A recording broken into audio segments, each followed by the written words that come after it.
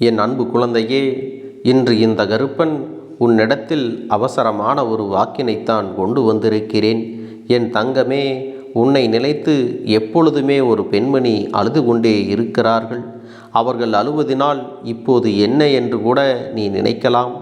ஆனால் என் தங்க பிள்ளையே, அவர் அழுவது உனக்கும் உன்னுடைய குடும்பத்திற்கும் நல்ல விஷயம் கிடையாது.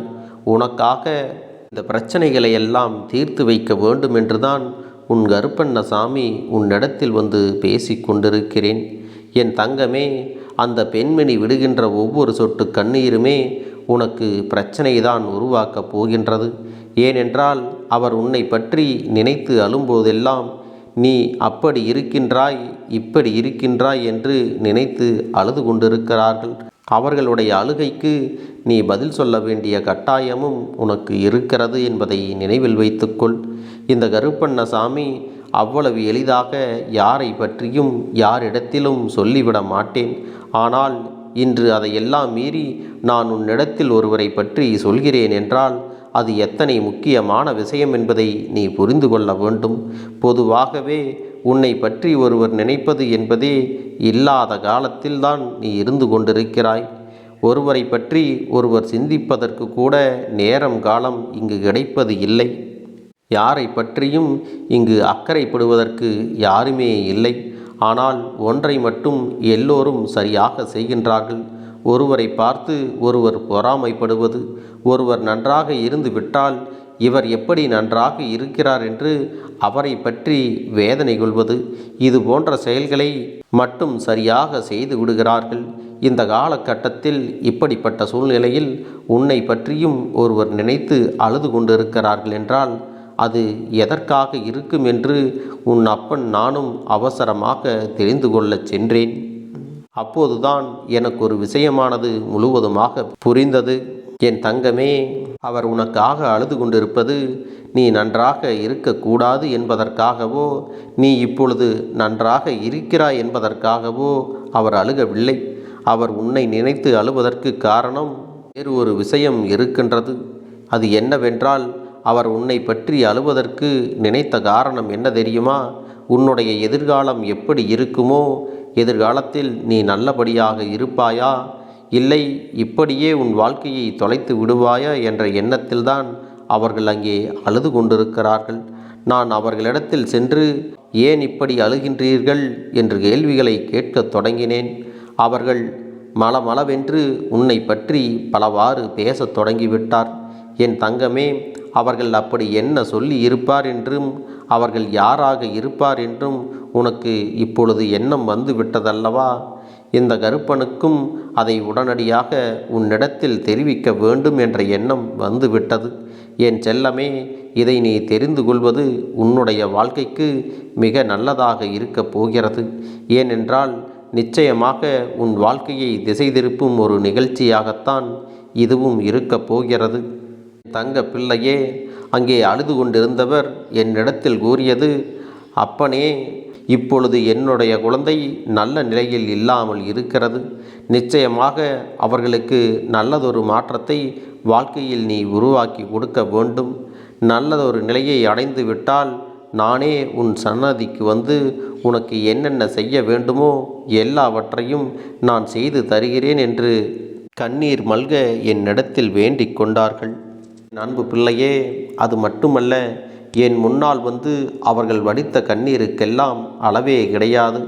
நான் பாடாய்பட்டு கஷ்டப்பட்டு எத்தனையோ வேலைகளை எல்லாம் செய்து வாழ்க்கையில் முன்னேற்றத்தை அடைவதற்காக ஓயாமல் பாடுபட்டு கொண்டிருக்கிறேன்.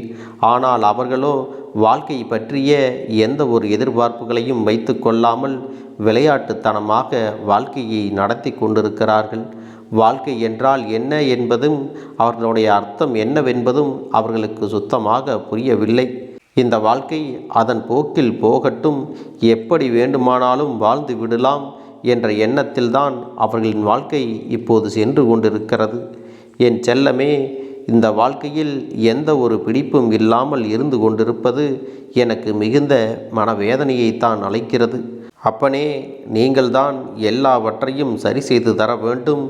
இனிமேல் தவறான பாதையில் செல்லாமல் நேர்மையான பாதை என்னவோ அதில் சென்று நல்ல பிள்ளையாக மற்றவர்களின் முன்னிலையில் நல்ல பெயரை எடுக்க உதவிகள் செய்ய வேண்டும் என்றும் கேட்டுக்கொண்டார்கள். என் செல்லமே, இதுவரை உன்னுடைய வாழ்க்கை மிக மோசமானதாகத்தான் இருந்தது. மிகவும் அதிகமான கஷ்டங்களை எல்லாம் அனுபவித்து கொண்டுதான் இருந்தாய். என்ன துன்பம் வந்தாலும் அதனை விளையாட்டுத்தனமாக நீ எதிர்கொண்டிருக்கிறாய். வாழ்க்கையினுடைய முக்கியத்துவம் என்ன என்பதை நீ இன்னும் உணராமல் தான் தேவையில்லாத வேலைகளை எல்லாம் செய்து கொண்டிருக்கிறாய். இன்றைய பொழுதை எப்படியாவது கழித்து விட்டால் போதும், நாளை விஷயங்களை எல்லாம் நாளை பார்த்து கொள்ளலாம் என்று நீ எண்ணிக்கொண்டிருக்கிறாய் அல்லவா?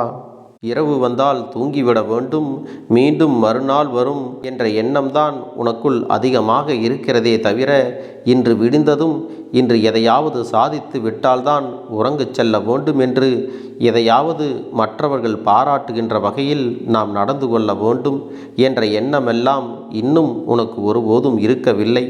என் தங்கமே, மற்றவர்கள் பாராட்ட வேண்டும் என்பதற்காக கூட நீ எந்த ஒரு செயலையும் செய்ய வேண்டாம். ஆனால் நீ உன் வாழ்க்கையில் முன்னேற வேண்டும் என்பதற்காகவாவது தினம் தினம் எதையாவது ஒன்றை நீ செய்ய வேண்டுமல்லவா?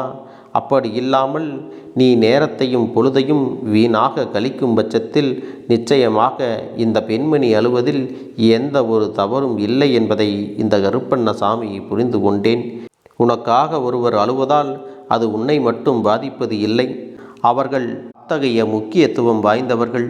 உன்னுடைய குடும்பத்திற்கு அவர்களுடைய அழுகையானது ஒட்டுமொத்த குடும்பத்தையும் சீர்குலைய செய்துவிடும் என்பதை நீ மறந்து விடாதே. அவர்கள் இல்லாமல் உன்னுடைய குடும்பம் இல்லை.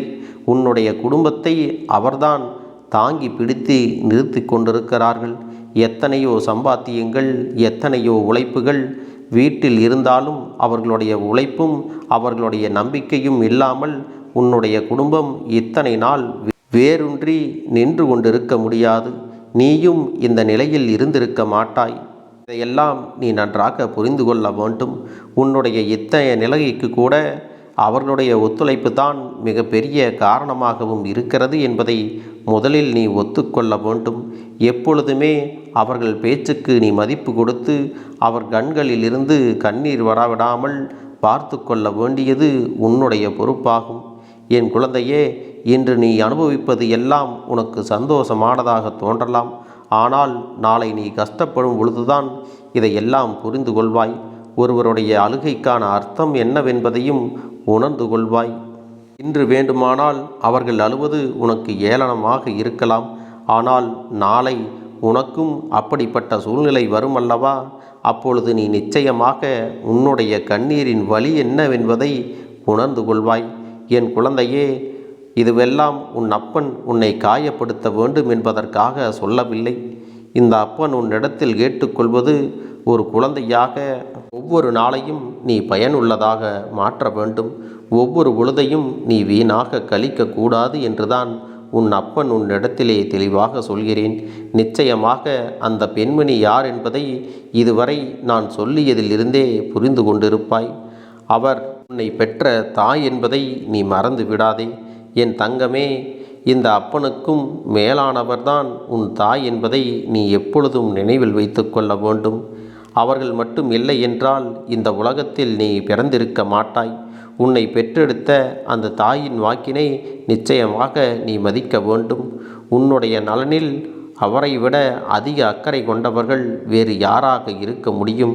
என் தங்கமே, உன்னுடைய வாழ்க்கை எதிர்காலத்தை நோக்கி நல்லபடியாக சென்று கொண்டு இருக்கிறது என்றால் அதற்கு அவர்தான் முக்கிய காரணமாகவும் இருக்கின்றார்கள். நீ இந்த கருப்பண்ணசாமியின் வாக்கினை கேட்டு அப்படியே நடக்கும் பட்சத்தில் உன்னுடைய வாழ்க்கையானது சிறப்பாக மாற்றி கொடுக்க வேண்டியது இந்த கருப்பனின் பொறுப்பாகும். தங்கமே, இதுவெல்லாம் உன் வாழ்க்கையில் சரியானால்தான் உனக்கான நல்ல வாழ்க்கையும் கிடைக்கும். நீ நினைக்கலாம், என் தாயை விட என் மீது அதிக அன்பு செலுத்த என்னுடைய வாழ்க்கை துணை எனக்கு வருவார் என்று. என் தங்கமே, அதுவெல்லாம் மறுப்பதற்கு அல்ல. இன்னொரு தாயும் அவர்கள்தான். ஆனால் என் குழந்தையே, உன்னுடைய எதிர்காலத்தை பற்றிய பயம் உனக்கு அதிகமாக இருக்கிறதல்லவா? நீ உன் வாழ்க்கை துணையோடு எதிர்காலத்தில் சந்தோஷமாக இருப்பாய். ஆனால் அதை சந்தோஷமாக இருக்கிறேன் என்று மனதிற்குள் சொல்லிக்கொள்ள முடியாது.